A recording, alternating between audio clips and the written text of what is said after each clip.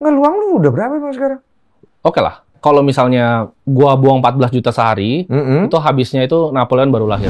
Orang yang nggak percaya Bitcoin sekarang kelihatan kayak orang bego semua. Ini bukan lo semua yang tambah kaya, tapi semua orang yang nggak denger mulut gue yang tambah miskin. Lu kenal Selos gak? Nggak, gua nggak kenal. Reza Arab. Nggak kenal. Jadi kalau emang waktu itu gue bikin pernyataan publik yang salah atau salah menurut gue nggak akan jadi itu bahan yang gue pengen ulang. Lu tidak akan meminta maaf apapun yang terjadi ya? Enggak.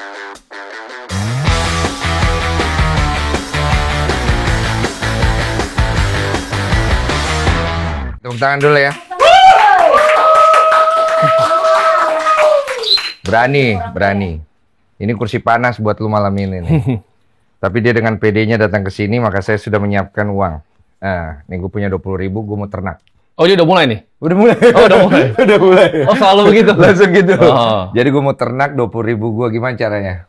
Mau diternak buat apa nih 20.000? Lu katanya ternak uang? Itu perusahaan lama dulu, perusahaan lama. Oh, udah nggak di situ? Masih, itu jadi punya gue 100% sekarang. Si Raymond sama Feli apa kabar? Mereka jadi gini. Ternak uang tuh perusahaan yang gue dirikan sendiri dulu. Waktu itu gue masih 19 tahun, waktu itu sempat sini. Iya, lu masih bocah di sini. Iya, masih bocah waktu di sini. Iya, sekarang 25 dia. Iya, terus? Udah lumayan lama tuh, 5-6 tahun lalu. Itu idenya pertama gue bikin. Waktu itu 2 partner, ada Raymond sama ada Feli. Iya. Nah itu kita bikin platform edukasi investasi sebenarnya. Jadi buat apa? Literasi keuangan, karena banyak orang di Indonesia yang nggak paham literasi keuangan. Jadi kita ajarin investasi, saham itu seperti apa, cara berinvestasi seperti apa. Edutech lah, platform edutech. Oh, gue pikir lu pesugihan ternak duit. Nggak jadi dah, 20.000 gue sayang gitu. Beda itu. Beda ya? Beda. Lu kenalin Raken? Gue pernah ketemu dia sebelum dia terakhir kena kasus tuh, gue pernah ketemu. Pernah ketemu? Pernah ketemu. Tapi lu pasti pelajarin kan cara dia bermain kan? Enggak sih, menurut gue nggak ada yang bagus dengan cara yang bermain. Lu udah baca tuh, nanti bakal kena masalah. Bukan udah baca, gue udah bikin videonya bahkan. Oh iya, lu udah bikin Gue videonya? udah bikin videonya waktu itu. Tapi akun TikTok gue tuh di-ban sama TikTok waktu itu. Kenapa? Nggak tahu, violation terus kena ban lah waktu itu. Terlalu keras kali ya? Mungkin kali ya. Iya, terlalu keras ya. Terima kasih ya udah mau datang ya. Siap. Obrolan kita dibuka dengan itu dulu ya. Sama permasalahan lu ada nggak sih sama Raymond Chin? Katanya di luaran lu gontok-gontokan katanya. Gontok-gontokan gimana nih maksudnya? Iya, gue kan lihat di isu netizen aja. Karena mungkin begini ya, karena dia kan ex-partner bisnis waktu itu. Jadi ternak uang tuh tahun 2022, waktu itu Tech Winter Indonesia semua sempat goyang. Perusahaannya sempat goyang karena ekspansi karyawan terlalu banyak. Gitu. Mungkin ada perubahan visi arah bisnis antara apa yang mereka mau dan apa yang gue mau. Oke. Menurut gue sih, kalau gue secara personal sama dia, gue nggak ada masalah ya sama dia. Sekarang secara personal gue nggak ada masalah. Setelah itu juga kita selesaiin perusahaannya baik-baik, dia tanda tangan dan itu semua 100% jadi punya gue. Jadi intellectual property-nya 100% itu punya gue. Karena jadi waktu itu gue tuh mayoritas sebenarnya. Oh. Gue itu mayoritas di atas mereka berdua waktu sama Feli. Iya. Berarti isu di luar ditabrak-tabrakin lo sama Raymond itu nggak ada, itu netizen aja gitu. Menurut gue itu mereka bikin aja karena gini. Memang betul waktu itu ketika ternak uang itu masih ada. Kalau Feli itu mungkin dia ada nama, gue nggak bisa judge nama orang, masing-masing punya kehidupan pribadi, kehidupan masing-masing. Dia decide dia tidak mau ikut. Jadi sisa gue sama Raymond. Akhir-akhirnya tuh gue sama Raymond yang berjuang untuk bantu beresin ini. Iya. Ya gue sama Raymond, kita berdua, kita decide, oke, ini perusahaannya kayaknya nggak bisa jalan begini terus. Karena waktu itu karyawan yang kita hiring, ya ini kesalahan kita semua juga. Karena menurut gue hiring segitu banyak karyawan waktu itu, gue tuh masih bocil kan. Itu karyawan tuh tahun setelah itu. Ketemu gue masih kecil. Masih kecil, beneran masih kecil. Sebenarnya bisa kita pertahanin terus, uang investornya habisnya 36 miliar sampai 0 tuh bisa. Iya bisa. Tapi kita pikir nggak, kita cut, karyawan sisa 15, uangnya balikin semua ke investor. Kantornya kan waktu itu masih sewa, ya udah kita balikin seperti semula, kita stop aja gitu. Nah, tapi pertanyaannya setelah itu kan ngapain? Jadi setelah itu Raymond tanda tangan bahwa 100% ini milik gue. Jadi ini 100% sekarang milik gue. Tapi kalau ada masalah di kemudian hari yang dituntut nanti lu nggak apa-apa? Ya, gue yang tanggung jawab. Oh, lu siap tuh? Gue siap. Karena itu gue yang bikin juga sebenarnya. Jadi ternak uang itu foundernya lu? Foundernya gue, gitu. Mereka Raymond tuh join untuk bantu bikin IT-nya. Dia tuh orang IT. Jadi banyak yang tahu Raymond tuh dulu orang yang jago IT. Jadi dia tuh jago web design, jago bikin. Gue itu otak yang ngerti investasi dan segala macamnya. Heli itu tuh orang produknya. Iya, lo ibaratnya content creator-nya gitu loh. Gue yang bikin, ya. Gue yang bikin nama ternak uang tuh gue yang bikin. Jadi ternak uang tuh ada sebelum ada mereka berdua. Itu udah gue jual dulu sebagai kayak bimbel online gitu 97.000. Iya, lu jadiin branding dulu. Gue jadiin branding dulu waktu itu abis itu mereka jump in. Raymond tuh bantu bikin secara operasional IT-nya semua dari website-nya semua itu Raymond yang bikin. Jadi gue itu yang create brandnya dan gue create marketingnya. Raymond tuh yang bikin IT-nya. Feli itu yang bikin produknya. Dan itu menurut gue waktu itu went very well sampai ya tech winter waktu itu. Kondisi kita kan nggak ada yang paham. Dan balik lagi, gue masih bocah waktu itu mungkin. Gue masih bocah, gue mismanage. Itu kesalahan kita semua menurut gue. Hire segitu banyak orang yang sebenarnya nggak perlu. Akhirnya dari 15 orang ini kan gue harus mikir, 15-nya ngapain? Nah baru abis itu gue bikin itu jadi Akademi Kripto. Jadi 15 orang terakhir yang stay di kapalnya, itu gue kumpulin semua. Oh ini awalnya Akademi Kripto lu ya? Itu semua timnya Ternak Uang. Oh. Jadi Ternak Uang tuh sebenarnya basically nggak pernah mati sebenarnya. Iya, dia switching aja. Dia switching. Jadi 15 karyawan itu sampai sekarang masih kerja sama gue. Cuman masih dekat sama Raymond udah nggak ya? Gue udah nggak komunikasi kalau untuk sekarang. Iya, berarti ada masalah ya? Kan nggak komunikasi belum tentu ada masalah. Katanya Bisa aja Bang Des. diadu tinju. Waktu itu kan? Iya, gue sempet dengar. Waktu itu. Jadi gini, kan gue waktu itu kebetulan gue berinvestasi di Holy Wings Group juga. Iya. Kita kan punya lini bisnis HSS. Iya. Gitu kan. Jadi menurut gue itu fun-fun aja lah buat Marketing aja ya? Ya bisa dibilang marketing, bisa dibilang fun-fun aja. Oh, nggak ada masalah ya? Gue nggak ada masalah personal. Sama Reza Arab berarti nggak ada masalah juga ya? Gue nggak ada masalah personal. Soalnya kemarin barusan tuh. Oh, kenapa? Jadi komentar lu mengenai kopi 80.000, terus sama Reza, terus lu mengomentari kontennya Reza. Kayaknya yang kopi itu tuh 2023 baru diangkat lagi sekarang. Jadi waktu itu gue juga nggak tahu tuh dia komentarin kopi itu gue nggak paham. Itu baru diangkat kayaknya baru 2 minggu 3 minggu lalu. Karena gue create ini, jadi di TikTok tuh gue create tim untuk bikin konten yang banyak. Jadi kalau sekarang trending TikTok tuh 2, 3, 4 tuh gue semua sekarang satu Indonesia ini. Buat apa itu? Jadi gue bikin itu untuk, nah karena gini, gue mikir kan selama ini gue trading di financial market kan. Sekarang gue pengen ubah gamenya, gue pengen trading di atensi, game atensi. Oke. Jadi Kenapa? lu bikin begitu? Iya, bahkan ada yang ngait-ngaitin kan mungkin sama siapapun itulah, live streamer atau yang lain. Iya. Karena gini, waktu itu gue sempat di poin, gue punya teman baik yang udah lama berteman sama gue. Dia tuh nunjukin gue, bro gue tuh nonton ini. Jadi dia tuh sebenarnya ya semi-semi kerja nggak kerja lah teman gue ini. Nonton apa? Dia nonton live streaming. Iya, punya Reza. Nah live streaming ini gue buka, gue buka di YouTube-nya dan gue kagetnya luar biasa. Jumlah yang dia tonton itu kayak baris merah itu full. Dan gue scroll semuanya itu full sampai gue videoin di handphone gue. Gue maksudnya di sini gue ngerasa waktu itu kan energi ya. Ketika waktu lu pakai untuk hal yang seperti itu kenapa nggak lu pakai untuk hal-hal yang lebih produktif? Gue paham entertainment. Oh. Dan yang lu kerjakan juga entertainment. Tapi untuk ngambil waktu dan atensi manusia sebanyak itu, durasinya sebanyak itu menimbulkan keresahan di dalam hati gue. Lu ngapain buang-buang waktu nonton begini panjang durasi? Betul. Padahal waktu lu bisa lu manfaatkan untuk begini-begitu kan? Betul. Dan gue nggak ada problem sama sekali sebenarnya. Sama Rezanya nggak ada. Gue nggak ada personal problem sama sekali. Tapi ketika waktu itu gue sempat, kan ada clippingan tuh di TikTok. Keluar tentang ngajarin misalnya investasi gitu. Oh, jangan nabung, udah uang kita hamburin aja. Itu kan gaya hidup yang ditimbulkan. Nah itu menimbulkan keresahan gue, karena teman-teman yang tadi gue lihat aja, gue sampai kasihan akhirnya.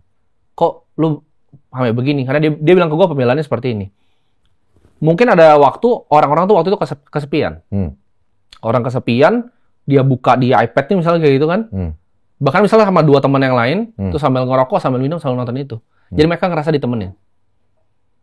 Itu gue percaya di Indonesia besar sekali marketnya.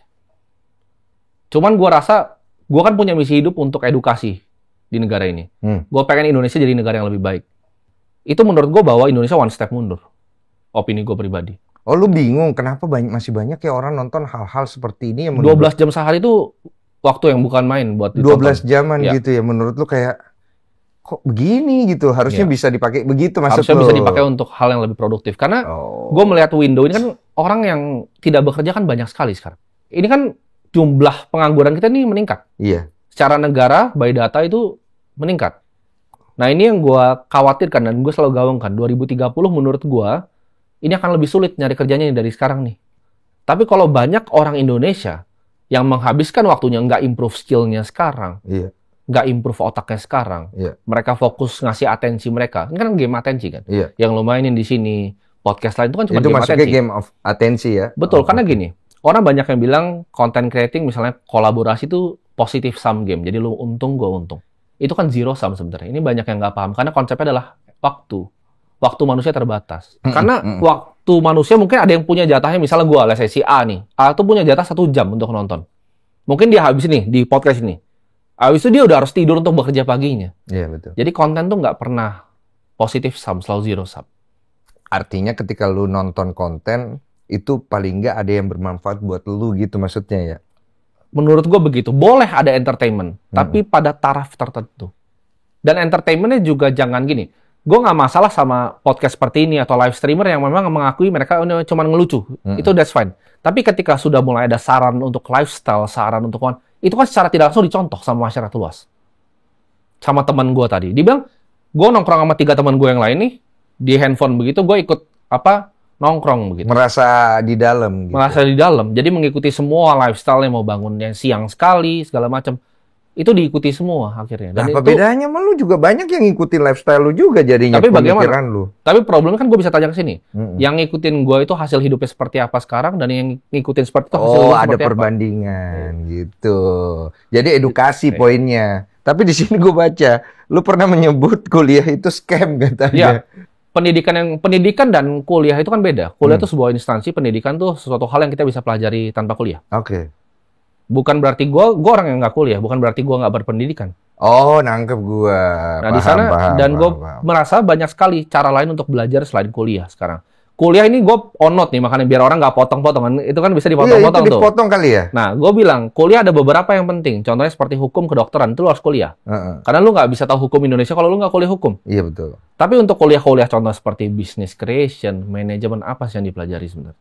Oke. Menurut gue udah kasih note ya. Ilmu pasti, contohnya seperti apa? Ya, electrical engineering, seperti dokter, seperti hukum, itu lu bisa pelajari di kuliah. Iya. Tapi kalau lu mau kuliah, kan banyak yang kuliah karena nggak tahu. Karena dia merasa society itu menuntut mereka untuk datang ke kuliah. Oh, lu begitu dulu ya? Bukan begitu, gue sama sekali nggak tertarik. Ya kan lu kuliah terus lu nggak lanjutin? Gue nggak tertarik, karena waktu itu gue harus, ibaratnya nyokap gue itu yang suruh gue kuliah waktu itu. Iya, sama lah sampai nangis, jadi gue kayak udah nggak enak sama dia, tapi gue emang udah kerja waktu itu. Oh, jadi lu emang nggak mau kuliah dari awal? Gue emang nggak mau kuliah dari awal. Karena mindset lu udah di situ. Ini kuliah nih nggak. Karyawan gue selalu udah 50 waktu itu. Iya, soalnya di sini gue bacanya begitu. Jadi kesannya jadi lu menuduh tuh pendidikan formal itu katanya tidak berguna katanya. Itu lu udah klarifikasi masalah itu Sistem katanya. Pendidikan yang menurut gue yang tidak berguna. Sistemnya yang tidak berguna. Gue pribadi kan gue udah total udah bangun 5 sekolah. Gue ada sekitar 1.300 murid yang sekarang ongoing operasional yang gue bayarin. Iya, itu gue dengar katanya. Lu banyak sumbangan juga untuk pendidikan. Iya, dan gue banyak anak yatim sekolah itu udah banyak lah. Kalau itu udah banyak. Tapi sekolah itu pengen sesuatu yang gue benahin sebenarnya. Karena gue merasa pendidikannya, bukan kuliah, bukan sekolah. Pendidikan itu akan jadi senjata utama untuk mengeradikasi kemiskinan. Kalau orang seperti Elon Musk, dia punya mimpi mungkin ke Mars gitu kan. Dia pengen bawa manusia ke Mars. Gue tuh punya mimpi untuk semua orang tuh punya pendidikan yang layak. Sistem pendidikan seperti apa versi lo? Sistem pendidikan yang lu di mana anak-anak sekarang kan dipukul rata semuanya. Gue butuh di sistem pendidikan yang by merit. Merit base. Merit base. Jadi orang punya keahlian A itu difokuskan di A, orang punya keahlian B difokuskan di B. Karena manusia ini berbeda-beda, nggak semuanya sama. Spesifik. Iya. 16 mata pelajaran, gurunya 16 satu murid. Itu kan nggak make sense. Ada yang mungkin nggak terlalu pandai di matematika tapi dipaksa di sana. Ada yang nggak pandai di kreativitas tapi dipaksa di sana. Ini gue pengen anak-anak ini semua bisa merit base ke depannya. Dan ini bisa diwujudkan dengan adanya kemajuan teknologi seperti artificial intelligence ini di depan mata gitu. Jadi dari kecil tuh udah dikhususkan gitu. Oh, dia arahnya ke sini. Menurut gua akan ada basicnya dulu. Ada basicnya ketika dia sudah lulus mungkin 10 tahun sampai 11 tahun pertama. Makanya yang gua bangun banyak kan TK. Jadi gua bener-bener mau benahin dari paling bawah. Gitu. Oh, jadi lu emang bener-bener fokusnya itu ke arah situ ya, pendidikan, edukasi segala macam. Karena pendidikan ini salah satu yang paling dekat ke hati gua. Jadi ini yang pengen gua jadikan misi hidup gue. Jadi kalau tanya tadi kenapa gue masalah dengan live streamer, gue nggak masalah dengan personal, gue nggak masalah dengan orang. Tapi ini salah satu batu sandungan yang akan menurut gue menarik negara ini mundur dari apa yang gue mau. Gitu. Lu ngelihat negara kita gimana SDM? Menurut gue negara itu ada dua, ada yang SDM maju, SDM rendah. Negara yang SDM-nya rendah seperti negara kita itu jadinya ekstraktif. Apa itu? Jadi butuh ngambil dari ngerauk. Cuma nyari duitnya caranya ngerauk doang. Kalau SDM tinggi seperti Amerika, bisa bikin Nvidia, bikin Google, bikin Meta. Indonesia itu pasti kalau ditanya konglomerat dari mana? Batu bara, infrastruktur, ekstraktif. Nah, gue pengen negara ini negara yang SDM-nya bisa maju. Karena pendidikan ini adalah roda pertamanya. Ketika pendidikan jalan, ya kan, orang-orang SDM-nya jadi pintar, mereka punya skill. Mereka punya skill, mereka bisa berinovasi lebih. Mereka berinovasi lebih bisa bikin bisnis-bisnis yang seperti tadi, Nvidia, Google, Meta, segala macam. Iya, bisa macam-macam. Setelah itu jadi, capital market-nya jalan, pasar modalnya jalan. Dan ini jadi negara maju. Butuh di-unlock sesuatu. Tapi awalnya pendidikan dulu. Tapi susah nggak menurutmu? Luar biasa sulit. Kenapa susah? Karena itu, negara yang punya resource banyak kita sebutnya, jadi ekstraktif memang biasanya. Iya.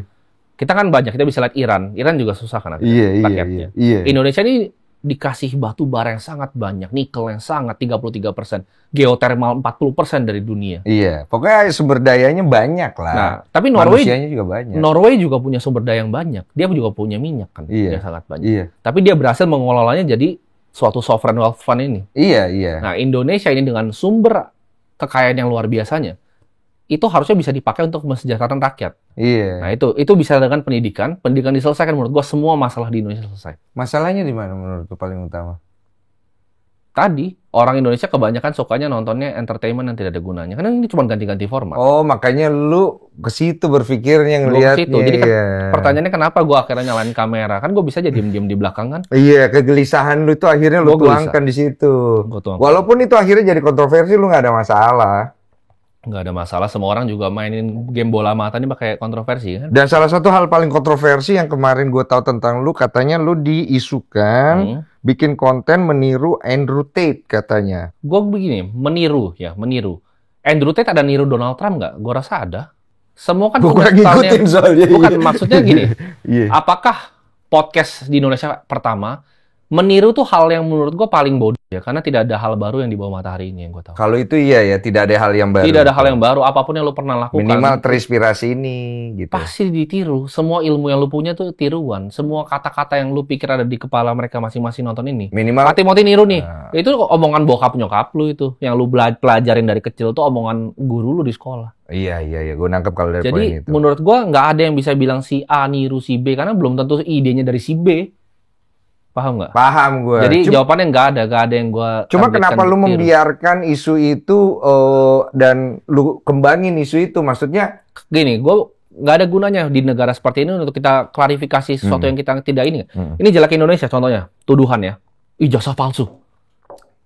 Siapa ijazah palsu? Seolah-olah. Siapa ijazah palsu? Nggak, Indonesia ini jeleknya begitu. Misalnya dia kan niru Andrew Tate atau ijazah. Jelas dong siapa ijazah palsu. Bukan. Nih gue kasih contoh. bukan. Nggak, ini mau coba dipancing, tapi gue nggak bisa dipancing. Nggak mau dipancing ya? Nggak bisa dipancing. Contoh ijazah palsu. Banyak yang nggak paham kan logikanya. Kenapa misalnya gue sebut aja, Bapak Jokowi itu kenapa dia tidak harus buktikan ke rakyat? Orang kan pada bilangnya, tunjukin aja dong. Tapi kan problemnya bukan itu. Kalau sampai dia tunjukin, berarti semua orang, gue bisa ke Denny Sumargo. Ijazah lu mana? Iya. Ijazah palsu lu Denny Sumargo. Oh, bisa sembarangan aja balik gitu, Mas. Lu niru siapa nih Denny Sumargo nih? Niru podcaster luar kah? Setnya kah? Emang nggak ada yang pernah set pakai meja begini? Iya. Tapi kenapa lu harus membuktikan kalau gitu? Sama kayak dalilnya yang menuduh yang harus membuktikan. Betul, gitu jatuhnya. Kan, kalau lu mau jadi penyidik awal begitu, lu tuduh lu harus buktiin dong. Nggak bisa lu tuduh harus gua yang buktiin, kan lu yang tuduh. Oh, berarti orang yang menuduh lu meniru kontennya Andrew Tate, dia harus membuktikan, bukan lu yang membuktikan. Silakan buktikan bahwa itu misalnya kontennya Andrew Tate. Dan kalau memang kontennya itu konten Andrew Tate, atau misalnya gua ngomong Donald Trump, gua meniru banyak sekali yang gua tiru di hidup gua. Pemikiran gua ini nggak ada yang gua pikir sendiri. Oke, karena semua yang keluar dari mulut gue adalah semua yang gue pernah pelajari di hidup gue. Termasuk lu pernah nonton kontennya Andrew Tate. Ya itu salah satu, tapi kan bukan berarti semuanya itu omongannya dia. Dia pernah mungkin ngomong sesuatu yang disebutin sama Marcus Aurelius zaman dulu. Terus jadi siapa? Apakah gue nyontek Marcus Aurelius atau gue nyontek Andrew Tate? Dia harus buktikan tuh. Dan gak ada yang masalah kok dengan apa sih maksudnya Indonesia ini dengan meniru. Nah ini jeleknya sekolah nih. Sekolah diajarin nggak boleh nyontek kan. Tapi yang paling jago, yang paling berhasil di hidup yang gue lihat itu orang yang paling jago nyontek. Berarti konten-konten lu banyak yang terinspirasi ya istilahnya. Oh, bukan konten gue, semua pemikiran gue terinspirasi dari Socrates, dari semua orang terinspirasi. Gue belajar. IQ lu berapa sih? Terakhir. Tapi gue yakin salah ya, karena sekolah. Berapa? Waktu itu 137 kalau nggak salah. Itu jenius masuk ya? Iya, tapi itu sekolah kan. Menurut gue itu nggak bener kayaknya. Kalau tes yang asli harus di Mensa kan. Mungkin kalau di Mensa lebih kecil kali ya. Tapi aslinya lu merasa diri lu sepinter itu atau lu biasa aja? Gue ngerasa gue biasa aja. Gue orang yang suka belajar. Apaan lu di konten lu kelihatannya kayak pinter banget, lu bego-begoin orang? Suka belajar gue. Enggak, ini soalnya balik lagi. Ada yang nitip. Kenapa lu suka bodoh-bodohin orang? Misalnya gini. lu nggak bisa judge Bang Deso apakah dia aslinya seperti ini di depan kamera atau tidak kan. Lu nggak bisa judge aktor berdasarkan apa yang dia mainkan di film. Masa lu lihat aktor main film marah? Gue lebih lihat dia analisis. Lu analisis ya? Oh, pasti semuanya kan. Lu lebih kuat di situ ya, analisis ya? Ya orang bisa bilang analisis, kreativitas, karena gue dari financial market kali ya. Iya. Gue nyari uangnya di financial market soalnya. Iya, soalnya banyak banget orang di luar sana tuh kepo dengan personal branding yang lu bangun. Oh, kan bisa apa aja. Gue bisa jadi orang paling humble yang lu tahu, gue bisa jadi orang paling sombong yang lu tahu. Tergantung gue mau mainin yang mana. Contohnya, gue bikin konten mungkin minggu lalu, orang banyak yang puji di situ. Oh, Timothy berubah, Timothy humble. Enggak, itu aslinya gue mau ngomong kayak begitu kok. Terus mereka banyak yang nanya, kok Timothy itu sebenarnya orangnya itu suka bilang-bilang orang bodoh ya, kok kasar gitu ya. Kesannya dia tuh pinter banget gitu. Betul. Iya benar ya. Banyak yang ngomong gitu. Itu tujuannya sebenarnya untuk memancing attention ya. Semuanya kan gue bilang tadi, gue keresahan gue dimulai dari game atensi. Tapi untuk bisa gue menangin game itu, gue harus mainin game yang sama kan. Sama yang semua orang mainin. Jadi itu hanya... Donald Trump nggak bisa jadi presiden kalau dia nggak melakukan dengan gayanya sekarang. Oh, jadi itu sebenarnya bukan lu. Tapi itu part of the game aja yang lu sedang bangun untuk brandingnya gitu. Bukan dengan branding. Lebih tepatnya gini, orang kan bisa punya metode perkalian. Misalnya Bang Densu, sekarang mau lebih interrogatif lagi, dikali 10 bisa. Contohnya, misalnya lo ada kedengkian personal sama gue. Lo bisa pakai kata-kata framing yang lebih menyerang. Iya, biar lu agresif gitu. Biar gue juga ikutan naik agresif. Nah itu sama juga, kayak misalnya gue tadi, gue tinggal hiperbolain kan, sedikit. Tone-nya bisa mau 2 kali, mau 3 kali, mau 4 kali, terserah gue. Yang bisa membuat atensi orang. Iya, itu namanya game atensi, balik lagi. Kenapa tapi gue main game atensi itu? Karena tadi, gue tuh hati gue tuh di pendidikan, dan cara menurut gue, dibanding gue cuman, mungkin uang gue belum terlalu banyak, jadi gue nggak bisa bangun langsung banyak sekolah. Target gue mungkin 1.000 ya, sampai gue mati. Tapi itu belum bisa gue realisasi sekarang. Jadi gue ngerasa dengan gue muncul di media seperti ini, gue bisa mengedukasi orang lebih banyak, lebih cepat. Oke. Jadi lu cari atensi, lu masukin apa yang lu mau. Betul. Oke, ini ada pertanyaan lagi ya, dari netizen kami ya. Katanya, kenapa lu menghina orang yang memilih obligasi sebagai orang bodoh? Oh, gitu. Karena gini, ini bukan, balik lagi, ini kan pemikiran, bukan cuma pemikiran gua. Kalau kalian tahu, salah satu investor yang paling hebat di dunia namanya Ray Dalio. Dia udah warning akan debt cycle. Jadi dunia ini memilih namanya siklus hutang. Siklus hutang ini terjadi setiap 10 tahun sekali, dan menurut gua next-nya 2030. Orang yang beli obligasi secara global ya udah mengalami penurunan sekitar 40%. Kalau kalian beli dari 2020. Ini obligasi global, kita ngomong secara global. Kenapa seperti itu? Karena uang fiat, uang kertas tadi, 20.000 tadi, itu dicetaknya banyak sekali jumlahnya. Nah, jumlah dicetaknya berapa? Menurut gua, itu 11% per tahun. Jadi, kalau lu berinvestasi di aset yang tidak 11% per tahun, lu itu kehilangan uang. Berarti itu si uang kertas ini akan turun tuh nilainya itu ya? Oh, sudah pasti. Kan air lebih mahal sekarang dibanding dulu. Handphone lebih mahal sekarang dibanding dulu. Berarti harus berubah nih bentuknya ya? Harus berubah menjadi aset. Oh, keren mau bilang kripto. Ya, kripto kan salah satu dari aset. Iya, aset ya. Nah, ini banyak yang salah juga. Gue pakai itu karena itu menurut gue yang aset yang terbaik. Tapi apakah ada aset yang lain? Ada. Apa itu? Banyak sekali. Properti, emas, itu adalah aset. Nggak harus kripto ya? Nggak harus kripto. Tapi obligasi kenapa gue bilang itu tidak baik? Karena kondisi makronya emang sedang tidak baik untuk obligasi. Emang nggak bagus ya? Emang nggak bagus. Dan menurut gue siklusnya kan meledak di 2030. Oh, cuma orang bilang jangan pakai kata bodoh katanya. Terus kalau misalnya orang bodoh dibilang pinter gitu kan, itu kan bukan cara gue. Kalimatnya, katanya ya nggak ada yang tepat ya. Balik lagi itu kan diksi kan. Diksi itu gue mau sayang-sayang lu bisa, gue mau jadi orang paling humble di dunia itu bisa. Semuanya bisa. Itu kan cuma permainan kata-kata. Tapi gue suka at least gue sebutkan apa yang ada di pikiran gue. Kenapa? Karena kalau orang terlalu banyak main peran di sosial media, itu gampang untuk bunuh karakternya kan. Tinggal di pembuktian terbalik, karakternya aslinya nggak seperti itu. Contohnya, ini gue contoh. Konten nggak usah keluarga, konten sama pacar bang. Dia couple dekat banget, tiba-tiba dia selingkuh nih, di blow up. Habis pasti karirnya. Kalau gue emang, lu mau nggak suka sama gue, misalnya gue ngomong bodoh, terus mau ngapain gitu kan, nggak suka. Itu kan semua kan subjektif. Dan gue hidup di sini bukan untuk disukai sama banyak orang, tapi untuk bermanfaat untuk banyak orang. Oh, berarti lu dari awal nih udah menganalisa semua, lu udah tahu konsekuensinya, dan lu udah tahu jalan gue ke sana ini lewat sini, ada konsekuensi nih. Betul. Karena banyak kan yang ikutin gue sekarang tuh yang dulunya membenci gue, kebanyakan begitu kan. Karena haters tuh yang menyebarkan lu punya tempat paling cepat. Banyak banget dulu yang gak suka sama lu gitu ketika lu bikin sesuatu untuk mereka berkomentar, itu mereka fully engaged di sana kan. Mereka komentar di podcast ini, itu kan butuh energi mereka ketik. Ini semua pemikiran ini berawal dari mana, Tim?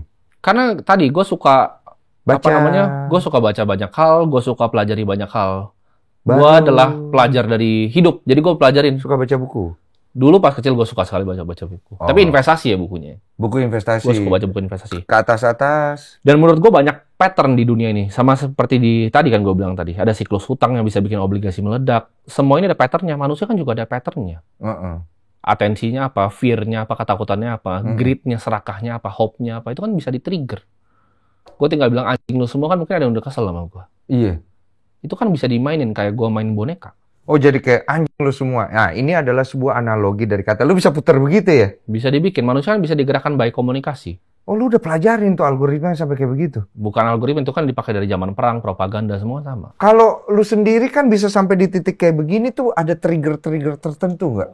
Oh, apakah ada. Trigger dari lu dibully, trigger dari kondisi keluarga? Oh, kalau gua bisa cerita sini dari kondisi uang. Jadi uang tuh jadi dendam untuk gua. Jadi dendam. Jadi waktu itu gua itu kondisinya gua harus biayain nyokap gua dan adik gua waktu itu. Itu masih 16 tahun. Jadi waktu gua ketemu lu di sini, itu 19-an. 19-an itu gua tuh udah kerja. Itu gua udah biayain nyokap gua udah bayarin kuliah kakak gua udah bayarin adik gua punya sekolah. Oke, kenapa kondisinya itu jadi dendam itu, uang itu? Karena gini, gue ngerasa dari kecil, semua masalah di hidup gue yang ada, itu karena uang pasti. Misalnya, nggak bisa bayar uang sekolah, berantem. Nggak bisa ini, semua tuh karena uang. Jadi itu jadi masalah yang mau gue selesai untuk gue. Tapi gue janji waktu ke Tuhan. Gue janji kalau gue selesai masalah uang ini, gue pengen bantu semua orang bebas juga secara finansial.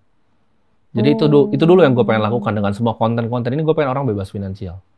Jadi lu ngelihat di dalam keluarga lu, uang ini bisa bikin perpecahan, bisa bikin keributan. Gue rasa itu bukan cuma buat di keluarga gue, tapi di semua keluarga. Yeah. Kalau kalian tarik nih sampai ujung nih, kayaknya potensi masalah tuh uang. Kalau uang ini kita singkirkan loh, kayaknya masalah lebih dikit. Iya, masalah lebih berkurang. Iya, dan perceraian juga datanya kan finansial nomor 1 ya. Oke, dari situlah lu masuk nih ke cara berpikir lu pelajarin semua. Gue pelajari semua tentang uang. Gitu. Apa hal-hal menarik yang orang tidak tahu tentang uang yang lu pelajarin? Salah satunya adalah tadi, nggak banyak yang tahu. Kan orang tahu data inflasi 1% kan. Tapi ya gue bisa tahu karena gue bagi beras. Jadi ini gue sekalian ngedata juga. Selama 2 tahun terakhir gue bagi setiap minggu tuh sekitar 3-5 ton beras. Setiap minggu hari Jumat itu gue bagi terus. Itu inflasinya sekitar 23,5%. Jadi kalau sekarang tahun ini, lo beli beras yang sama tahun lalu, itu berasnya harganya itu yang banyak gabahnya sekarang. Itu inflasi 23%, beras doang. Pendidikan itu lebih tinggi lagi, bisa 30% tahun ke tahun. Jadi kalau misalnya Bang Densu ini kan pasti punya anak udah mulai siap-siapin financial planning nih, mungkin barang bini untuk anak ini ke depan sekolahnya pasti udah mau disiapin nih dananya nih. Itu harus disiapkan untuk tadi, pendidikan ini naiknya kencang banget Bang.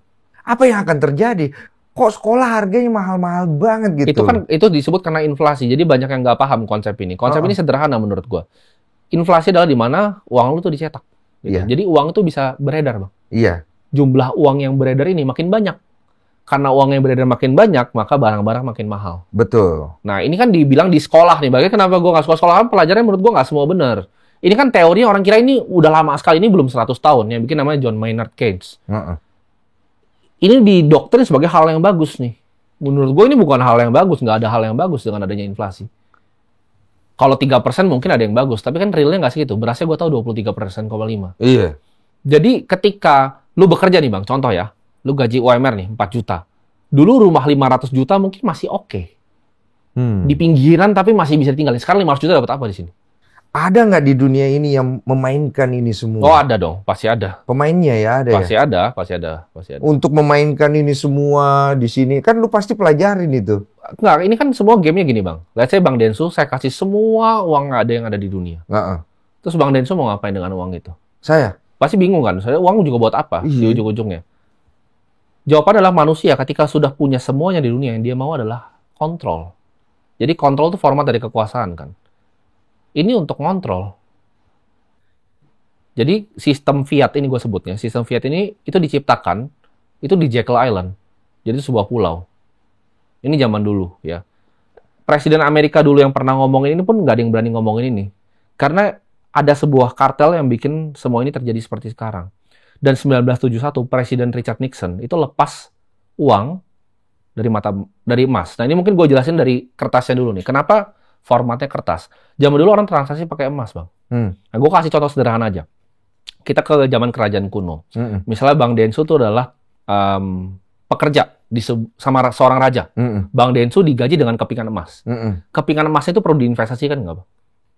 Perlu. Sebenarnya jawabannya enggak. Kepingan emasnya tetap Bank Indonesia bisa tukar untuk lain, nilainya nggak kurang. Nilainya Emasnya malah nambah kan? dipatah. Kalau emas kan, maksudnya. Iya. Zaman dulu kan tapi nggak ada nilai nambah tuh, cuman kepingan doang. Kepingannya nggak patah kan, Bang? Nggak diambil sama orang, nggak digigit tikus. Enggak. Kenapa kalau sekarang orang bekerja gaji UMR tuh harus investasi, kalau nggak mati? Ya nanti uangnya ya turun. Karena uangnya turun. Itu sama aja emasnya dipotek setengah tiap 3 tahun. Iya. Itu kan sistem yang nggak adil. Iya. Nah, zaman dulu emas. Tapi emas ini akhirnya susah untuk dipecah jadi kecil. Contohnya untuk beli air gini pakai emas terlalu mahal emasnya segini. Iya, dipecah kecilnya susah. Jadi pecah kecilnya pakai kertas. Jadi kepemilikan 1/100 dari emas tadi. Itu kertas tuh awal itu. Jadi kertas tuh sistemnya hutang atau riba. Jadi kertas yang pertama tuh hutang. Ini sampai 1971. Jadi kertasnya sekarang nggak perlu emas nih, Bang. Boleh dicetak bebas. Nah, itu udah rusak situ. Bitcoin belum ada waktu itu. Belum ya? Iya, sekarang orang banyak lari ke aset zaman itu. Iya kan, di Bitcoin kan emas digital kan ceritanya ya? Bitcoin tuh adalah kripto gitu-gitu. Sama, menurut gua revolusi moneter. Iya, revolusi moneter. Iya. Gua ngomongin buat kripto ya, gua ngomongin Bitcoin ya. Iya. Jadi yang penting adalah dalam investasi. Pertanyaannya apa? Oke, investasi ini seperti apa kan? Untuk keep uang kertasnya ini aman. Jawabannya adalah invest di scarce dan desirable asset. Aset yang langka dan diinginkan oleh banyak orang. Apa aja tuh? Emas, langka, diinginkan banyak orang. Sekarang kan emas lagi melonjak tinggi tuh. Kenapa? Karena tadi uang cetak itu besar sekali sekarang. Jadi yuan sama USD ini peredarannya paling banyak sekarang. Makanya naiknya gila ya? Makanya naiknya gila. Jadi, sorry, gue potong dulu di situ. Kemarin ada ramalan, gue nggak tahu tuh ramalan atau enggak. Ramal-ramal. Iya, jadi emas ini kan harganya udah naik nih. Nanti dia akan naik terus, tapi dia tidak akan bisa naik lagi gitu loh. Setelah itu perak nanti yang akan menyusul. Menurut gua nggak begitu ya konsepnya. Karena gini, emas kan juga inflasi. Emas tuh inflasi 2% per tahun. Kenapa? Karena emas bisa digali lagi kan. Kalau perak tuh inflasi jauh lebih tinggi dari emas. Iya, tapi bahan baku emas itu kan tidak lebih banyak daripada uang kertas kan? Betul. Jadi uang emas, ada yang bilang kalau perak akan lebih bagus dari emas, itu gue bisa kasih tahu secara makroekonomi nggak akan mungkin terjadi. Berarti ramalan itu tidak benar ya? Tidak masuk ya secara sainsnya. Nggak masuk. Makin gini, makin banyak mereka cetak uang, emas makin naik. Soalnya di situ dibilang katanya mulailah beli perak. Nggak. Gue nggak akan pernah beli perak. Oh, nggak ya? Nggak akan beli perak. The next emas lah maksudnya gitu. Nggak, karena nggak scarce desirable. Orang seperti gue nggak ada yang mau koleksi perak. Ngapain gue koleksi perak? Karena gini, yang lain kan komoditas. Kenapa nggak sekali bilang koleksi minyak aja? Barrel of oil dari Saudi gitu. Ngapain? Perak tuh komoditas yang gampang dicari. Rumah lu berminyak semua ya? Iya. Iya. Nah, sekarang gue mau bicara tentang produk branding yang lu bangun. Ya. Lu tuh kan selalu bangun tentang kripto, investasi, segala macem gitu. Tapi katanya ujung-ujungnya jualan kelas katanya. Ya. Iya lagi. Gak masalah. Kok langsung iya? Lanjut. Iya katanya. Gue gak masalah. Ujung-ujungnya jualan kelas. Apakah memang lu bertujuan seperti itu untuk jualan kelas atau gimana? Gini, apapun itu lu mau jualan kelas, terserah kan. Sebenarnya itu kan selama tidak merugikan orang, selama orang di dalamnya mengalami keuntungan dari belajar, apa yang salah dengan jualan edukasi? Ternak kan gue juga jualan bimbel kan basically. Iya. Jualan kelas. Semua orang bisa jualan kelas. Tapi kan yang banyak dibilang sama netizen nih, oh bisa kaya dari jualan kelas. Nah pertanyaan kan kenapa lu masih miskin? Kenapa nggak jualan kelas aja? Kalau itu gampang, dan itu bisa bikin kaya. Nah jawabannya, apakah gua ujung-ujungnya jualan kelas? Kan pertanyaannya itu. Jawabannya gini, satu, yang gua mau itu adalah edukasi. Ya. Jadi ini gua mungkin buka aja ya. Gua tuh punya kelas namanya Akademi Kripto. Nah di Akademi Kripto ini gua ngajarin semuanya tentang kripto. Dari investasi, ya kan, dari teknologi blockchain-nya. Yang kalian nggak akan bisa temuin di kampus di sini. Karena yang ngajar tuh PhD dari Australia. Jadi ini benar-benar materi dari luar negeri yang diajarin di sini. Pertanyaan gue, apa salahnya dengan bikin seperti itu? Dan semua keuntungannya itu gue pakai untuk bagiin semua. Oh, lu ada pola seperti itu? Semuanya, semua keuntungannya gue pakai. Jadi ini pertama kali nih gue buka secara telanjang ya, Akademi Kripto. Banyak yang salah bang, hitung kayak, ini duitnya segini dari Akademi Kripto. Karena mungkin kelasnya katanya kan 17 juta gitu kan. Dulu gue pertama buka kelas ya itu 70.000 per bulan, gitu kan. Itu udah ada 5.000 tuh yang masuk. Itu kalau kalian nggak usah ngitung, itu cuma 4 miliar nih. Gue udah hitung di kepala. 4 miliar. Oke. Kalau kali 12 tuh. Oke. Jadi 70.000 per bulan kali 12, lu kali 5.000. Itu kira awalnya 4 miliar. Sekarang tuh sekitar ada hampir mungkin 9.000, 10.000 orang yang di dalam. Itu harganya juga kan gue naikin pelan-pelan tuh. Sampai sekarang 17 juta. Kenapa? Biar kalau yang mau belajarnya nggak mau, gue nggak peduli. Gitu. 17 juta itu ada tambahan apa? Enggak, itu karena gue bilang, gue nggak mau, ini bisa diakses sama semua orang lagi. Jadi gue bikin barrier to entry tinggi biar yang mau belajar ya serius belajar gitu. Uangnya semua terus kira-kira gue dapetin 1,5 miliar sampai 2 miliar per bulannya. Jadi untuk running cost server dan karyawannya kita ada sekitar sekarang 40 karyawan, itu 500 juta per bulan. Ini gue buka nih laporan keuangannya nih. Nggak perlu juga, nanti bisa gue bip-bip kok. Nggak apa-apa, buka aja. Jadi 1 miliar sampai 1,5 miliar tuh gue pakai setiap bulan untuk satu bangun sekolah. Jadi sekolah yang gue bangun tuh kita beli tanahnya, terus kita renovasi, itu 1 miliar, dan kita pakai untuk bagi beras bertonton ke warga setiap minggu. Karena gue bisa buktiin bahwa gue nggak perlu dapat duit dari situ, gitu. Gue tuh kalau nggak perlu nyalain kamera ini, gue nggak makan dari sini, gitu. Gue udah hidup gue udah selesai, gitu. Dan udah saya udah lama. Cuman kalau orang kan nangkepnya lu tuh kayak memanipulasi ya. Memanipulasi orang. Jadi awalnya itu lu bikin konten kripto begini, intinya tuh begini cara sukses yang cepat. Bla, salah besar. Gue malah bilang Bitcoin tuh bukan cara untuk sukses cepat, bahkan itu bukan cara untuk kaya, bahkan gue bilang. Emas juga bukan cara untuk kaya. Emas, Bitcoin, properti itu cuma ngebekuin economic value lu ke masa depan. Kita bukan tambah kaya. Jadi yang beli aset itu bukan tambah kaya, tapi yang beli aset itu jadi stabil. Iya, cuma kan miskin yang beli kertas. Orang-orang itu banyak yang nangkep lapor ke gua, katanya kalau misalnya di kontennya si Timothy itu kesannya kalau lu begini, lu bisa maju, lu begini mungkin bisa maju. Mungkin kayaknya mereka kurang nonton kali ya konten-konten gua, karena gua nggak pernah sama sekali. Terus lu buktiin, lu pamer ini lu, pamer itu lu, bukan, itu kan bukan buktiin untuk orang belajar sama gue nggak peduli, mau belajar sama gue boleh, nggak juga gue kaya banget gitu kan. Jadi pertanyaannya kenapa misalnya orang bilang misalnya pamer, let's say mobil. Kalau kayak tadi, kan misalnya tadi Ciolif tadi, dia bilang, oh dulu mobil lu tuh Audi, kan Audi murah gitu kan. Audi murah. Padahal sebenarnya waktu gue punya Porsche juga ada sebenarnya. Udah ada. Cuma kan orang kan punya persepsi seperti itu. Misalnya gue ngomong kayak gini, 2030 bakal ada siklus hutang nih. Terus gue pakai Audi yang sama tadi. Orang mikirnya apa? Yang bener lu. Gue beli itu buat bikin, ya udah, itu sebagai investasi juga. Karena itu kan gue beli yang scarce dan desirable juga.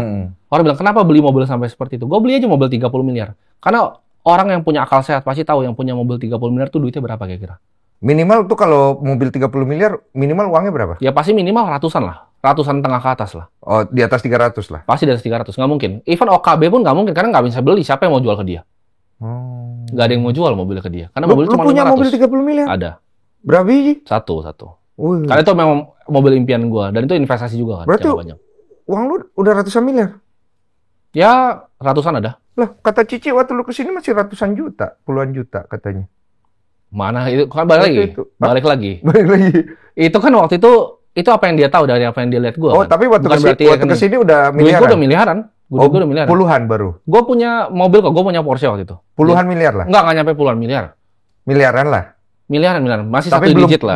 Belum sampai 10 miliaran ke atas. Bener. Gitu. Tapi kalau lifestyle gue dia bener tuh. Lifestyle gue memang masih puluhan juta tuh. Iya. Karena gue kan orangnya gue tuh orangnya hyper hemat. Gue sangat hemat orangnya. Oh, sekarang kelihatan agak flexing karena uang lu tuh udah sampai di sekian gitu. Sebenarnya bukan flexing, satu itu hobi gue. Iya. Hobi gue. Ada orang yang ngomong. Kan orang yang ngomong. Iya. Misalnya gini, lu kebiasaan untuk makan di warteg, terus ada teman lu makan di mall. Lu bilang dia flexing gitu kan? Iya, kesannya. Iya. Tapi kalau gue main di teman-teman gue juga nggak ada yang bilang lu flexing lu gitu, nggak ada. Nggak ada ya? Cuman kenapa ditunjukkan kan? Sebenarnya bisa nggak ditunjukkan kan? Nah, kenapa nggak ditunjukkan? Contohnya seperti rumah gue juga. Kemarin netizen juga lucu kan. Mereka kan suka begitu. Mereka suka nuduh kan. Oh, mana nih gitu kan. Ya udah, karena gue foto aja. Nah, ini rumah gue gitu. Iya. Biar diam aja sudah. Lu petani nih. Itu cangkul lu. Kalau lu main atensi. Iya. Tapi kan gue baru mau main atensi. Sebenarnya gue bisa beli terus gue nggak usah show kan. Oh, jadi baru belakang waktu ini lu main atensi. Makanya di mana-mana tuh banyak. Baru 2 tahun kan? Iya, baru 2 tahun ini gitu baru ya. 2 tahun. Soalnya kan kita ketemu di sini lu masih umur 19. Betul. Gue lihat masih kecil waktu itu. Ntar kita lihat perjalanan 5 tahun kemudian lu jadi begini. Investornya itu Sayap Suci. Holy Wings. Iya. Sayap Suci kedainya. Ada juga tapi. Lucu banget. Ada coffee shop ya kita. Ada coffee shop ya. Namanya Sayap Suci. Berapa persen lu masuk situ? 2%. Lah, sisanya yang 98 kemana? Siapa yang punya itu? Itu dibagi 11 orang. Oh, ada 11 orang. 11 orang. Nggak, luang lu udah berapa emang sekarang? Oke lah. Oke lah, Pan. Ternyata lu udah nyampe ya? Gue pernah ngomong di podcast sebelumnya, pokoknya kalau misalnya gue buang 14 juta sehari, itu habisnya itu Napoleon baru lahir. Tahun 1700-an. Jadi kalau dia buang 14 juta sehari, uangnya dia itu baru habis Napoleon baru lahir. Napoleon baru lahir. Maksudnya Napoleon Bonaparte ya? Baru lahir. Iya. Jadi gimana kita cari itu? Kalau gua buang 14 juta setiap hari ini, mundur tapi ya. Mundur? Ya. Oh, itu kita habisnya, napalnya baru lahir, tinggal dihitung. Nah, sekarang dengan sebanyak itu, uang yang lu dapat, itu dari mana? Gua di market ya. Gua kan waktu itu gua main di ternak uang, itu gua main di equity. Gua banyak main di saham. Mainnya jadi ini banyak yang salah juga. Banyak yang bilang gua sama Raymond Chen itu dulu nyari duit dari jualan kelas ternak uang, sama juga persis kayak gini. Tapi ini Raymond pun bisa ngakuin, kita tuh dapatnya 0 dari ternak uang tuh 0. Kan itu kan sebuah perusahaan yang diinvest sama orang kan. Iya. Kita nggak bisa, bahkan gua sama Raymond itu di yang berdarah-berdarah terakhir ya. Itu kita ambil gaji itu 0. Ini gua bisa ngomong. Gua sama Raymond tuh ngambil gaji 0. Jadi kita make nothing. Raymond tuh dapat duit dari endorse, gua waktu itu main saham. Nah dari situ duitnya waktu itu gue punya beberapa miliar yang dari awal di sini itu gue gulung. Waktu itu sampai sekitar jadi 30-an miliar. Ketika 30 miliar itu ternak uang gue balikin yang 36 miliar itu uang gue itu gue gandakan di kripto. Yang paling kenceng akhirnya bikin duit lu naik itu dari mana? Oh banyak. Gue jadi di kripto kan ada Bitcoin yang paling besar. Tapi ada banyak project-project yang lain. Dan gue juga berinvestasi di perusahaan-perusahaan luar negeri. Seperti MicroStrategy, itu perusahaan yang beli Bitcoin di neracanya. Jadi lu banyak menghabiskan waktu tuh di depan komputer itu lu liatin satu-satu. Iya, betul. Pernah tumbang nggak? Oh, zaman gue di saham tumbangnya banyak banget. Berapa habis berapa? Gue pernah rugi 30% dari 30-an miliar tuh gue pernah kena drawdown 30% tuh sekali. 30% dari 30 miliar. Ini terakhiran juga pernah ketika Bitcoin kemarin sempat koreksi ke sekitar 88.000 tuh gue hilang duit lumayan belasan persen, 20%. Itu size-nya besar. Gue hilang ratusan miliar. Serius lu? Floating tapi ya. Jadi floating, bukan realisasi tapi floating loss. Floating. Balik gak? Balik kan sekarang udah balik. Harganya udah balik. Nggak deg-degan lu main begituan? Enggak, karena gue tahu apa yang gue lakukan. Jadi ketika Bitcoin 16.000 di tahun 2022, gue tuh bikin Instagram story dan gue taruh di sana. Gue beli nih 16.000. Waktu itu gue beli sekitar 39 miliar dan gue publish. Gue publish kok. Lu tahu apa yang lu lakukan dan lu tahu bagaimana menggorengnya ya? Betul. Dan ini kan semua betul lagi. Transaksi. Bukan gini, bukan goreng. Maksudnya nggak ada yang bisa digoreng dengan Bitcoin ini, karena Bitcoin kan aset kelima di dunia ini. Indonesia ngabisin semua duitnya juga nggak bisa gerakin ini. Ini aset terlalu besar, ini udah mau balap emas soalnya. Iya, sekarang makin gede. Dulu kan kalau mungkin gue ngomong ini dulu diketawain sama orang, tapi sekarang orang udah nggak bisa ketawa karena Presiden US sudah beli sebagai strategic reserve. Orang yang nggak percaya Bitcoin sekarang kelihatan kayak orang bego semua, karena udah diakui sama terlalu banyak negara. Cuma pertanyaannya kan, apakah semua orang cocok bermain kripto, Bitcoin? Gini, Bitcoin itu sama persis kayak emas. Itu cuma ada 21 juta, anggapnya kayak beli tanah 21 juta. Tapi lu rebutannya bukan tanah di sini. Gini pertanyaannya, lebih valuable mana? Tanah di sini atau tanah di Manhattan? Jawabannya tanah di Manhattan kan? Nah, Bitcoin ini adalah ibaratnya properti yang paling enak, bisa dibagi, bisa ditransfer, bisa hilang kapan aja. Ini hari ini gue baru upload episode ke-25, jadi udah 25 bulan. Modalnya berarti kan 100 juta, ya kan? Itu 2,5 miliar modalnya berarti, yang gue keluarin. Sebulan 100 juta, itu sekarang portofolio jadi 5,6 miliar. Itu disaksikan semua orang. Oh, jadi maksudnya update banget gitu update banget, disaksikan semua orang. Duit lo double. Terus, tapi gue jelasin di episode ke-25. Ini bukan lo semua yang tambah kaya, tapi semua orang yang nggak denger mulut gue yang tambah miskin. Kita nggak tambah kaya. Lu sering mengeluarkan kalimat-kalimat begitu. Orang banyak kira kayak duit gue itu banyak, tapi enggak. Itu kalian semua yang tambah miskin, bukan gue yang tambah kaya. Gue tuh dengan Bitcoin, gue cuma bekuin economic value gue dari hari ini ke hari yang ke depan. Orang yang semua cuma dapat gaji, terus ngabisin nggak jelas, nggak investasi aset, itu tambah miskin terus. Gitu. Bukan duit dia tambah banyak. Lu pada yang tambah miskin, cu. Yang nggak berinvestasi. Pertanyaannya gini, kalau emang itu aset jelek, kenapa US mengakui sebagai strategic reserve negaranya loh? Itu udah diakui dengan negara adidaya terbesar di dunia. Negara seperti El Salvador, Bhutan itu udah masukin di dalam neraca negaranya loh. Jadi itu dari kayak APBN negara tuh diambil, ditaruh beli Bitcoin. Itu udah negara yang main. Soalnya banyak yang berspekulasi karena tertangkap banyak sekali kan orang-orang yang punya metode mirip-mirip kayak lu. Oh beda lah, itu menurut gue lebih jelek dari judi. Jadi ada gini, tadi gue mungkin jelasin, banyak yang nggak paham tentang sistemnya. Platform itu ada platform judi. Kita ngomong platform judi. Ini menurut gue bahkan lebih berbahaya dibanding platform judi. Kenapa? Platform judi itu salah sekali, tapi dia mengiklankan sebagai platform judi. Ini platform judi yang mengiklankan sebagai investasi. Ini menjerumuskan rakyat. Dan ini jahat sekali menurut gue. Platform seperti ini jahat sekali. Lu tebak-tebakan kalau menang dapat 80, kalau dapat 100. Itu udah gue ngomongin dari tahun 2020, 2021. Dan itu udah lu announce dari udah lama. Gua announce, gua yang pertama, cuman gua yang teriakin itu waktu itu. Dan gak ada yang mau dengar. Biasa yang orang Indonesia kan. Oh, tapi gua beneran bisa kaya Bang, silakan lu aja gitu. Oke. Ini juga ada dugaan katanya. Katanya ini dari orang ya, bukan dari gue ya. Katanya Timothy ini uangnya bukan hasil dari usahanya dia, tapi hasil dari pencucian uang. Ini kan paling gampang kalau orang diskredit orang yang dia nggak paham. Ya ini kan dia nuduh. Misalnya orang balik lagi, dia kan menuduh. Orang misalnya nggak paham nih sama orang, oh kekayaan gimana. Pertama kan, gue kan nggak langsung ke situ, hinaannya. Hinaan yang pertama, orang tuanya kaya. Oh nggak ketemu, dia cari lagi. Dia cari lagi, ujungnya tuh kalau udah sampai mentok tuh, dia pencucian uang. Apa yang orang tuduhkan ke lu dan benar? Ya coba dikasih tau gue nggak tahu. Karena gue gini, gue bukan pengamat yang setiap hari gue liatin komentar orang. Iya, tapi kan lu menganalisa, lu dari komentar orang. Balik lagi, gue pembuat. Gue kreator. Iya, lu create. Pasti kan create itu ada aksi reaksi. Kan terlalu banyak, tapi itu kan variabel. Kalau di dalam game teori itu adalah sebuah variabel. Itu nggak gue hitung semuanya, nggak gue metadatain, gue petain satu komen ini. Tapi kalau orang berbobot yang ngomong, mungkin lu nengok gitu. Buktikan. Oh, ada nggak orang berbobot? Ya nggak ada. Karena kalau dia ngomong begitu, Timothy itu buktikan gitu. Lu pernah menganalisa diri lu nggak? Pernah, selalu dong. Selalu self assessment gue. Apa strength lu? Gue tuh terbaik di dunia mungkin di analisa market keuangan dan juga di media sekarang. Itu strength lu tuh? Menurut gue itu. Weakness lu apa? Kelemahan gue itu kadang gini. Gue itu bisa terlalu baik sama orang. Jadi misalnya ada temen mau apa, gue pasti selalu gue usahain gue bantu. Jangan bikin lu kecewa. Dan bukan bikin gue kecewa, tapi kadang itu ngerusak orangnya. Karena gini, orang minta lu bantu aja bisa rusak. Apalagi nggak minta lu bantu. Oh, jadi kadang-kadang dia nggak minta lu bantu. Iya. Oh, itu bisa rusak kadang, kayak gitu. Yang paling pengen lu rubah dari diri lu 5 tahun ke depan apa? Yang gue pengen rubah dari diri gue 5 tahun ke depan, gue pengen jadi lebih bijaksana. Itu dong yang gue pengen. Bijaksana? Emang lu ngerasa bijaksana itu penting? Oh, penting. Itu senjata di hidup itu. Oh. Karena dengan bijaksana lu bisa unlock yang namanya pengetahuan.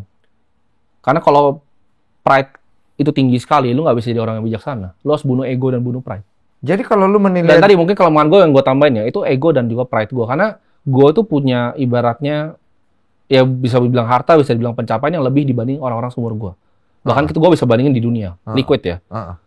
Itu bikin kalau yang gue 2 tahun lalu, mungkin lu kalau ketemu gue 2 tahun lalu pasti nggak seneng banget ketemu gue kalau asli. Oh, pride-nya tinggi sekali gue 2 tahun lalu. Contohnya seperti apa? Bisa enggak, maksudnya anak umur 22 tahun punya uang puluhan miliar tuh, ya lu kebayang lah pasti kayak gimana. Gue main judi sih dulu. Ya. Gue udah duluan nih dari lu ya. Pasti duluan. Gue udah duluan puluhan miliar abis bisa judi, Wak. Pasti misalnya kayak Bang Densu kan, dulu kan atlet basket ternama, dapat fame, dapat apa. Itu kan pasti nge-build sebenarnya pride yang tinggi sekali. Iya, pride-nya tinggi. Betul. Pride-nya tinggi sekali, egonya tinggi sendiri. Tapi di situ gue sadar, itu justru kelemahan gue untuk mendapatkan pengetahuan yang lebih. Karena gue cinta pengetahuan. Kalau lu punya pride yang tinggi, lu nggak bisa kosongin gelas untuk belajar dari semuanya. Lu ngerasa, oh gue paling tahu nih. Ada triggernya waktu itu? Nggak ada sih. Coba itu gue pelajari over time. Karena ya makin gue berteman sama banyak orang. Tadi gue bilang juga di grup Holy Wings, gue banyak. Akhirnya, gue kan selalu berteman sama orang, teman-teman gue dari SD kan. Dan gue main sama mereka udah lama. Ada teman-teman juga. Ketika gue masuk yang di grup Holy Wings, gue ketemu teman-teman yang sepadan. Nah di situ gue ngelihat tuh, di situ. Makin gue rendahin pride dan ego gue, makin gue bisa belajar nyerap dari banyak orang. Nah dari situ gue mulai belajar tuh. Gitu.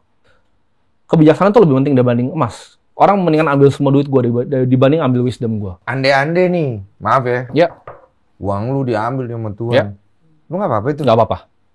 Ambil semua uang gue, ya, tapi lu nggak bisa ambil pikiran gue, lu nggak bisa ambil jiwa gue, lu nggak bisa ngambil ini. Mana gue nggak bisa dibeli. Gue nggak bisa ditawarin uang berapapun, gue nggak peduli. Lu boleh ambil semua uang gue, tapi jangan ambil jiwa gue, jangan ambil kebijaksanaan. Uang lu mana? Coba lu analisa ya. Di tahun 2025 ini ke 2026 ya. Konten-konten kreator yang menurut lu ini list-list gua nih, gitu. Konten kreator, maksud list apa nih? Konten kreator, kan lu menganalisa nih semuanya. Contoh ya, misalnya kayak lu kenal Selos nggak? Selos? Nggak gua kenal. Baiklah kalau begitu. Reza Arab. Nggak kenal. Tapi dia sempat kontak partner gue buat ajak ketemu. Oke. Selos punya Beyond tahu dong. Oh, kalau Beyond tahu. Tahu kan? Prospeknya Beyond ini ke depan gimana? Menurut gue kalau berhasil untuk bikin sesuatu yang ibaratnya di luar, kan ada Dana White kan, bikin UFC kan. Itu balik lagi, mungkin ada yang bilang, oh dia nyontek, tapi menurut gue hebat sih apa yang diciptakan dengan bola mata segitu banyak ya.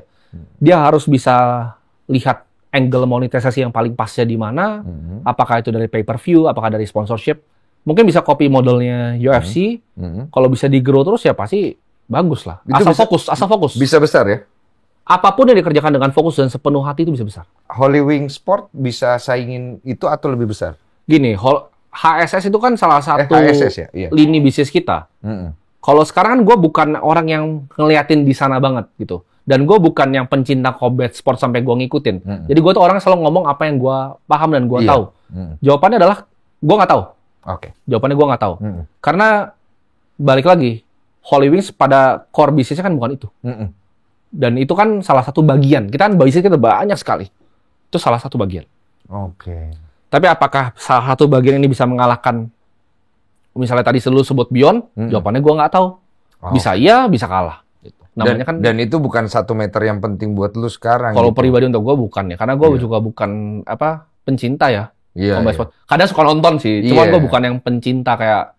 Lu lebih hobi lu tuh melihat dunia finance segala macam, uang segala macam dari ketinggian ya. Iya, itu. Lu udah di level situ ya. Yang itu hobi soalnya dari kecil. Lu mau jadi apa? Umur segini uang udah triliun ya, udah pegang triliun lah.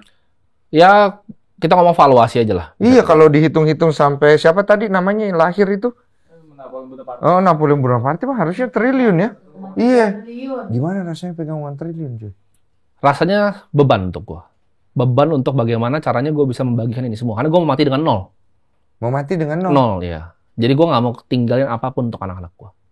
Karena gua tuh mulai dari 0, gua pengen mereka bisa merasakan mulai dari 0. Mungkin gua sisain sedikit, cukup untuk mereka coba usaha, biar nggak mati, tapi nggak cukup untuk mereka foya-foya.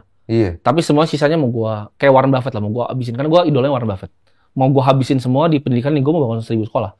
Makanya kan kalau sekarang gua nggak usah bangun sekolah, gua keep aja, gua compounding, duit gua pasti lebih cepat gedenya kan. Cuman gua tuh gini, uang tuh ada namanya marginal cost of utility. Pizza ketika lo lapar banget, 1 slice besar nih, lo makan slice pertama tuh enak banget. Slice kedua, slice ketiga tuh udah turun value-nya. Slice kelima udah kayak ini, lu pengen buang. Uang tuh sama.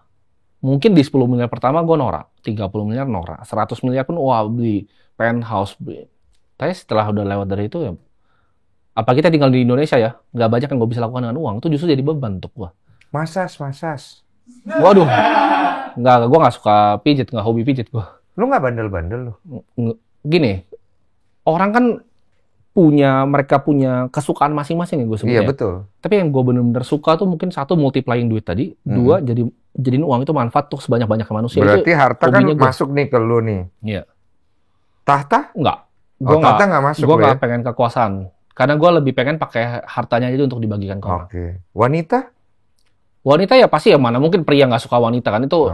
Itu takutnya lu suka wanita. Bahaya. Nggak, soalnya kalau bilang wanita saya nggak suka, saya masih ada wanita. Bahaya. Gitu. Bahaya. Wanita suka juga.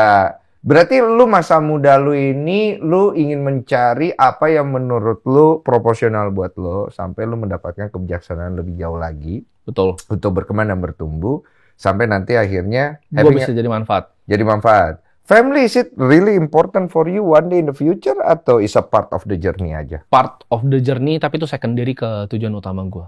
Balik lagi, Elon Musk kan juga bilang, kenapa dia nggak ngurusin anaknya, dia punya banyak anak sama banyak cewek kan? Karena dia tujuan utamanya bikin manusia multiplanetary.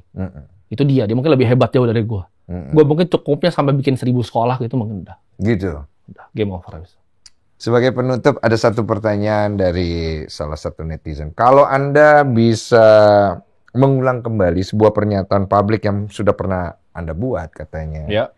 Ada nggak yang lu pengen tarik dan revisi kembali? Nggak ada. Gue nggak pernah mengulang apapun di hidup gue. Karena gue nyampe di sini dengan apa yang gue kerjakan dari dulu. Jadi kalau emang waktu itu gue bikin pernyataan publik yang salah atau salah menurut gue nggak akan jadi itu bahan yang gue pengen ulang. Jadi jawabannya tidak ada. Gue tidak pernah menyesal manusianya. Ada mungkin nggak lu meminta maaf apabila suatu hal pernyataan lu salah? Enggak, karena apapun yang gue state, gue ingin dengan hati gue gitu. Jadi kalau orang nggak suka ya silakan. Kalau misalnya akhirnya membahayakan diri lu minta maaf nggak? Tetap enggak, ya membahayakan bagaimana dulu kan? Ya, kan semua di hidup ini bisa dikondisikan. Berarti lu tidak akan meminta maaf apapun yang terjadi ya? Menurut gue, selama yang gue bilang kebenaran, gue tidak akan mundur. Gue tidak akan takut. Timothy Ron.